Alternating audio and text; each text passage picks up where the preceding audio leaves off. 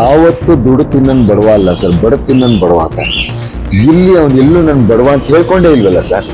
ಎಲ್ಲಿ ಹೇಳ್ಕೊಂಡಿದ್ದಾನೆ ಬಡವ ಅಂತ? ಎಲ್ಲಾದ್ರೂ ಒಂದೇ ಒಂದ್ ಕಡೆ 110 ದಿನದಲ್ಲಿ ಗಿಲ್ಲಿ ನಾನ್ ಬಡವ ಅಂತೆಲ್ಲಾನೆ ಹೇಳಿದಾನೆ ಸರ್.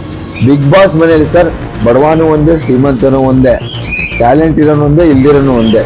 ಟ್ಯಾಲೆಂಟ್ ಇಲ್ಲದೆ ಇರೋನ್ಗೆ ಟ್ಯಾಲೆಂಟ್ ಕಲ್ಸುತ್ತೆ ಸರ್.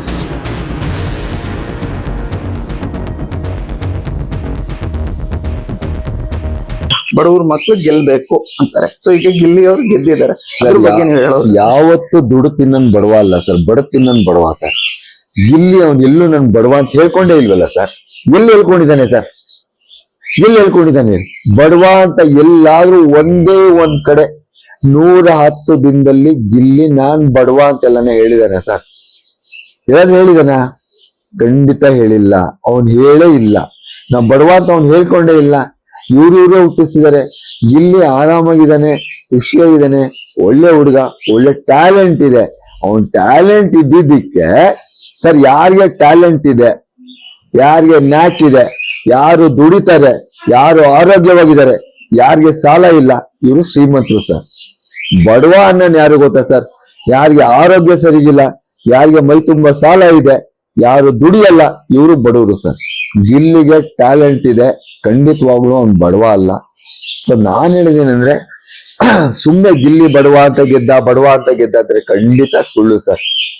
ಅದ್ ನೋಡಕ್ ಹೋದ್ರೆ 2 ಸೀಸನ್ ಇಂದ ಹೇಳ್ತಾ ಇದಾರೆ, ಹನುಮಂತು ಗೆದ್ದಾಗ್ಲೂ ಹಾಗೆ ಅಂದ್ರು, ಕುದಿಕಾಯನು ಪಾಪ ಅವ್ನು ಅದಕ್ಕೆ ಗೆಲ್ಸ್. ಇಲ್ಲ ಸರ್, ಹನುಮಂತನ ಹತ್ರ ಇದು ಟ್ಯಾಲೆಂಟ್ ಇದೆಯಲ್ಲ ಸರ್. ಹನುಮಂತು ವಾಕ್ ಚಾತುರ್ಯ ಗಿಲ್ಲಿಗೂ ತುಂಬಾ ಚೆನ್ನಾಗಿದೆ, ಹನುಮಂತಿಗೂ ತುಂಬಾ ಚೆನ್ನಾಗಿದೆ ಸರ್. ಈ ವಾಕ್ ಚಾತುರ್ಯ ಅವ್ರ ಟ್ಯಾಲೆಂಟ್ ಇಂದ ಗೆದ್ದಿದೆ ಹೊರತು.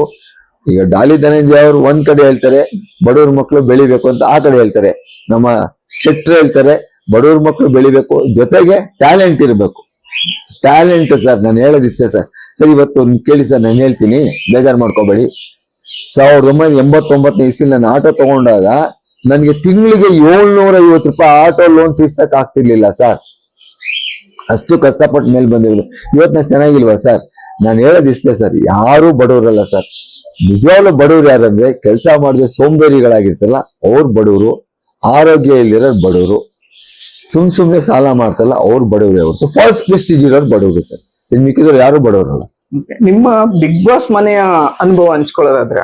ಬಿಗ್ ಬಾಸ್ ಮನೆ ಒಂಥರ ಚೆನ್ನಾಗಿರುತ್ತೆ. ಬಟ್ ನನ್ಗೆ ಏನಾಯ್ತು ಅಂದ್ರೆ ಅಲ್ಲಿ ಹೋದಾಗ ಒಂದು ಈ ಪ್ರಾಣಿಗಳನ್ನ ಬಿಟ್ಟಿರಕ್ ಆಗ್ಲಿಲ್ಲ. ಎರಡನೇದು ನನಗೆ ವರ್ಟಿಗೋ ಪ್ರಾಬ್ಲಮ್ ಆಯ್ತು, ತಲೆ ಸುತ್ತಕ್ ಶುರು ಆಯ್ತು. ಸೊ ಆದ್ರಿಂದ ನಾವು ಒಂದೇ ವಾರದಲ್ಲಿ ಬಂದ್ಬಿಟ್ಟೆ. ಬಟ್ ಬಿಗ್ ಬಾಸ್ ಮನೇಲಿ ಹೇಗಿದೆ, ಗಿಲ್ಲಿ ತರದವರು, ಆಕ್ಟಿವ್ ಆಗಿರೋರು, ಕಾಮಿಡಿ ಮಾಡೋರು, ಖುಷಿಯಾಗಿರೋರು, ಆತರ ಖಂಡಿತವಾಗ್ಲೂ ನೋಡ್ದಿನ ಪೂರೈಸ್ಬೋದು ಸರ್. ನೋಡಿ ಅದಕ್ಕಿಂತ ಬಿಗ್ ಬಾಸ್ ಮನೆ ಹೇಳ್ತೀನಿ, ರಕ್ಷಿತಾ ಸರ್ ಎಂತ ಟ್ಯಾಲೆಂಟ್ ಹುಡುಗಿ ಸರ್ ಅವಳು. ಸರ್ ನೋಡಕ್ ಹೋದ್ರೆ ಅಶ್ವಿನಿ ಗೌಡದು ಏನಿಲ್ಲ, ಅವ್ರದ್ದು ಏನ್ ಕಮ್ಮಿ ಇಲ್ಲ. ಅಲ್ಲಿ ಇರೋರು ಹೋಗಿರೋದೆಲ್ಲ ಒಳ್ಳೆ ಟ್ಯಾಲೆಂಟ್ ಇರೋದೆ. ಪ್ರತಿಯೊಬ್ರು ಸುಮ್ನೆ ಅನ್ನೋ ಕರ್ಸ್ಕೊಳಲ್ಲ. ಎಲ್ಲರೂ ಒಂದಲ್ಲ ಒಂದ್ ರೀತಿ ನಮ್ ಮನೋರಂಜನೆ ಕೊಟ್ಟಿದ್ದಾರೆ. ಯಾರು ಕಮ್ಮಿ ಅಲ್ಲ, ಯಾರು ಹೆಚ್ಚಲ್ಲ. ಬಿಗ್ ಬಾಸ್ ಮನೆಯಲ್ಲಿ ಸರ್ ಬಡವಾನು ಒಂದೇ, ಶ್ರೀಮಂತನೂ ಒಂದೇ, ಟ್ಯಾಲೆಂಟ್ ಇರೋನು ಒಂದೇ, ಇಲ್ದಿರೋನು ಒಂದೇ. ಟ್ಯಾಲೆಂಟ್ ಇಲ್ಲದೆ ಇರೋನ್ಗೆ ಟ್ಯಾಲೆಂಟ್ ಕಲ್ಸುತ್ತೆ ಸರ್. ಟ್ಯಾಲೆಂಟ್ ಇರೋನ್ಗೆ ಈ ಟ್ಯಾಲೆಂಟ್ ಇಂದ ಇನ್ನೊಬ್ಬ ಕಲಿಬಹುದು ಸರ್. ನಾವು ನೋಡಿದಾಗ ನೋಡಿ ಸರ್, ನಿಜವಾಗ್ಲೂ ಹೇಳ್ಬೇಕು ಅಂದ್ರೆ ಬಿಗ್ ಬಾಸ್ ಮನೆ ಒಂದು ಖುಷಿ ಆಗುತ್ತೆ. ಬಟ್ ಏನಂದ್ರೆ ಸುದೀಪ್ ಅವ್ರು ಬಂದು ವಾರದ ಕೊನೆ ಶನಿವಾರ ಭಾನುವಾರ ಬಂದಾಗ ನಾವು ಮಾಡಿರ್ತಕ್ಕಂಥ ತಪ್ಪನ್ನ ಎಚ್ಚರಿಕೆ ಕೊಡ್ತಾರೆ, ನಾವು ಮಾಡಿರೋದು ಹೊಗಳ್ತಾರೆ ಸರ್. ಅದೇ ಅವ್ರದ್ದು ಇದೆ ಸರ್. 12 ಸೀಸನ್ ಸುದೀಪ್ ಅವ್ರು ಒಬ್ರೇ ನಡೆಸ್ಕೊಡ್ತಿದ್ದಾರೆ ಅಂದ್ರೆ it is not A joke sir. ಒಂದೇ ವ್ಯಕ್ತಿ 12 ಸೀಸನ್ ಕೂಡ 12 ವರ್ಷದಿಂದ ಮಾಡ್ಕೊಂಡ್ ಬರ್ತಿದ್ದಾರೆ ಅಂದ್ರೆ it is not A joke. ಇವಾಗ ಸುದೀಪ್ ಸರ್ ವೀಕೆಂಡ್ ಅಲ್ಲಿ ಬಂದಾಗ ಕೆಲವ್ರಿಗೆ ಬೇಕು ಅಂತ, ಕೆಲವ್ರಿಗೆ ತುಂಬಾ ಜೋರಾಗಿ ರೇಗ್ತಾರೆ, ಇನ್ ಕೆಲವ್ರಿಗೆ ಬೇಕು ಅಂತ ಸಾಫ್ಟ್ ಆಗಿ ಹೇಳ್ತಾರೆ ಅನ್ನೋ ಒಂದು ಆರೋಪ ಈ ಸೀಸನ್ ಅಲ್ಲಿ ಕೇಳ್ಬಾರ್ದು. ಅದ್ರ ಬಗ್ಗೆ ಹೇಳೋದು ಸರ್, ಆತರ ಅವ್ರ ಮನ್ಸಲ್ಲಿ ಭೇದ ಭಾವ ಇಲ್ವೇ ಇಲ್ಲ.